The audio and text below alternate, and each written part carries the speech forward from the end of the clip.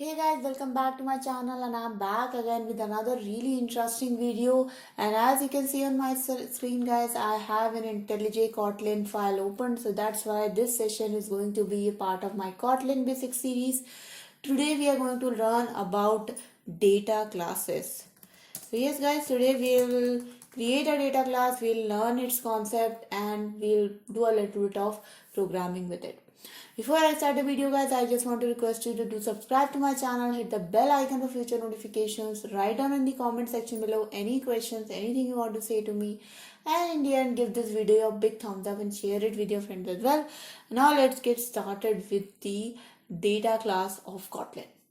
So first of all guys, we need to understand what's a data class. So guys, if you are familiar with Java, then you might know a concept of POJO classes. So POJO classes or data classes are the classes which only hold the data and they just have that benefit of storing the data and then providing functions to access the data. So basically they only have the data properties and their getter setters.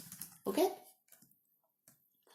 so this is the property of the data class. Basically there is no business logic inside the data classes, so you can only store the data inside them and then access it from them. You do not really modify the data, you do not do anything with it. You just declare it and then just use it to store and access the variables. Okay, so how we can do it in Kotlin? So if you are familiar with Java, Python, etc., there is no kind of difference in creating the POJO classes and the normal classes, but in Kotlin there is.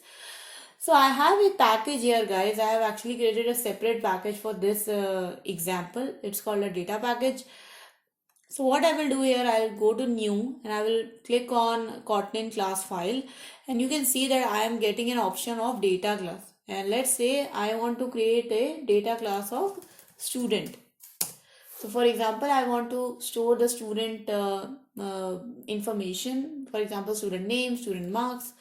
So there you go guys, you can see that as soon as I selected the data class and I named it as student, it created a data class for me and this is marked by the keyword data here. So that's the difference between a normal class and a data class. Okay, so a data class, if you want to store the variables, you generally declare them in a primary constructor. So let's say I am having name, which is string type, and let's say I am having marks, which is an integer type, and that's it guys, that's it, that became the data class. So now you can use this class to store this data. You can also use this class to access the data. You do not really write any business functions in case of a data class.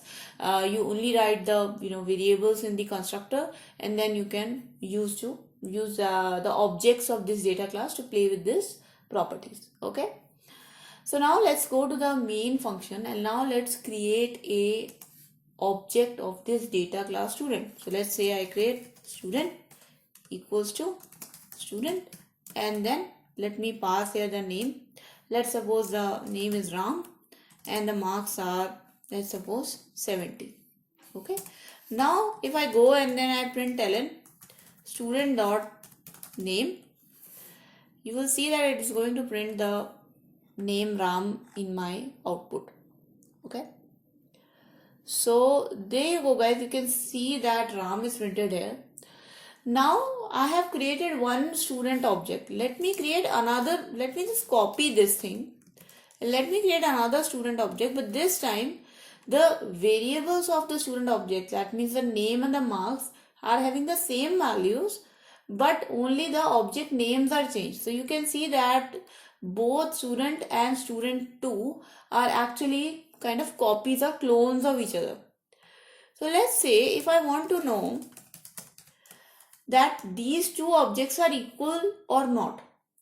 So if I am using an equals function, so if I am using an equals function and I want to know if these objects are equal or not, student equals student 2, what do you think the answer would be?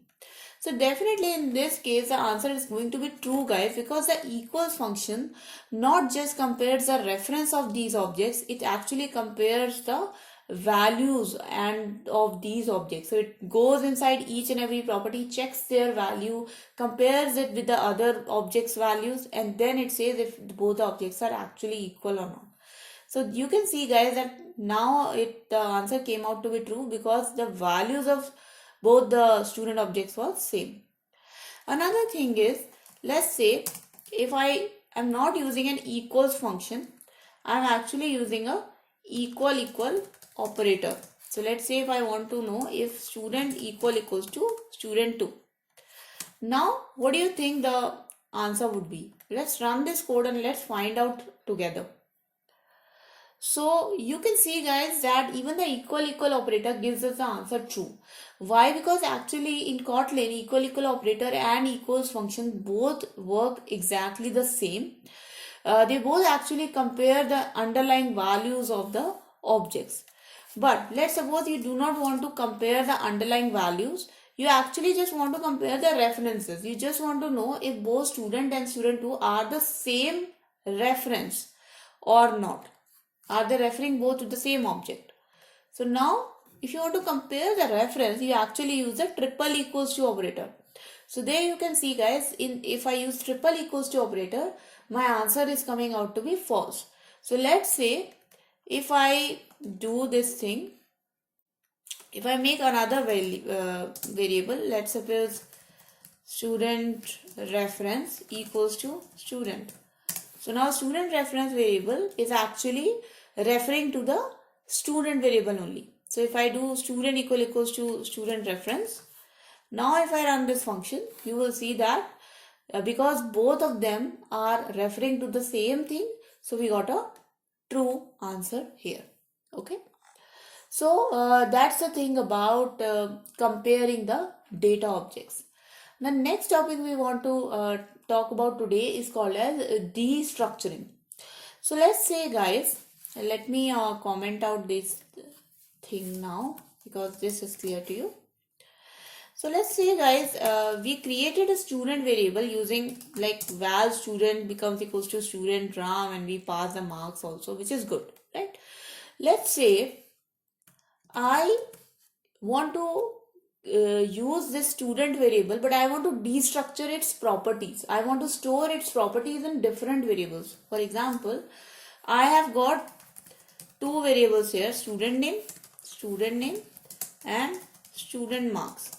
I want that the student objects values should get stored in these objects. So if I just do like this, student, you can see that I don't get any compilation error.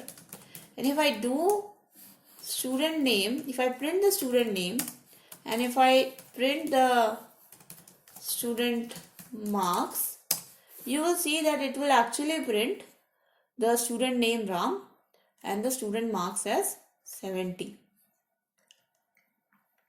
So let's see how it goes. And you can see, guys, that that's how your value gets destructured. Okay, so if you want to store the values of a data object separately, you can declare all of them like this, and you will get them destructured.